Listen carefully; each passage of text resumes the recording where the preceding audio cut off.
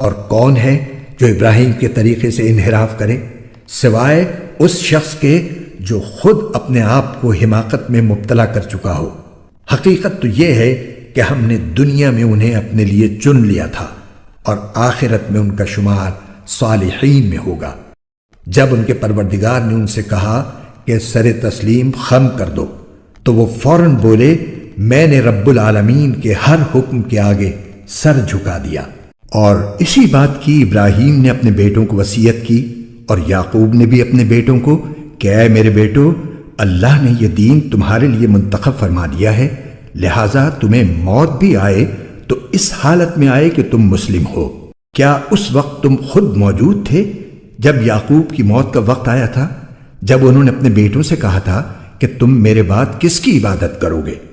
ان سب نے کہا تھا کہ ہم اسی ایک اللہ کی عبادت کریں گے جو آپ کا معبود ہے اور آپ کے باپ دادوں ابراہیم، اسماعیل اور اسحاق کا معبود ہے، اور ہم صرف اسی کے فرما بردار ہیں۔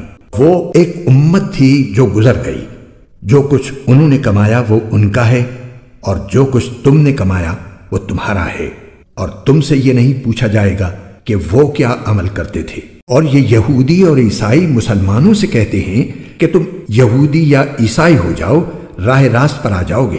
کہہ دو کہ نہیں، بلکہ ہم تو ابراہیم کے دین کی پیروی کریں گے جو ٹھیک ٹھیک سیدھی راہ پر تھے، اور وہ ان لوگوں میں سے نہ تھے جو اللہ کے ساتھ کسی کو شریک ٹھہراتے ہیں۔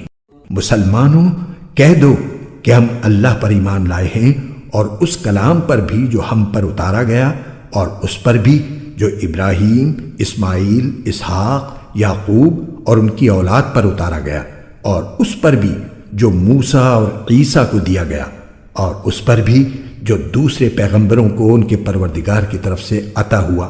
ہم ان پیغمبروں کے درمیان کوئی تفریق نہیں کرتے، اور ہم اسی ایک اللہ کے تابع فرمان ہیں۔ اس کے بعد اگر یہ لوگ بھی اسی طرح ایمان لے آئیں جیسے تم ایمان لائے ہو تو یہ راہ راست پر آ جائیں گے، اور اگر یہ منہ موڑ لیں تو در حقیقت وہ دشمنی میں پڑ گئے ہیں۔ اب اللہ تمہاری حمایت میں عنقریب ان سے نمٹ لے گا، اور وہ ہر بات سننے والا ہے، ہر بات جاننے والا ہے۔ اے مسلمانوں، کہہ دو کہ ہم پر تو اللہ نے اپنا رنگ چڑھا دیا ہے، اور کون ہے جو اللہ سے بہتر رنگ چڑھائے، اور ہم صرف اسی کی عبادت کرتے ہیں۔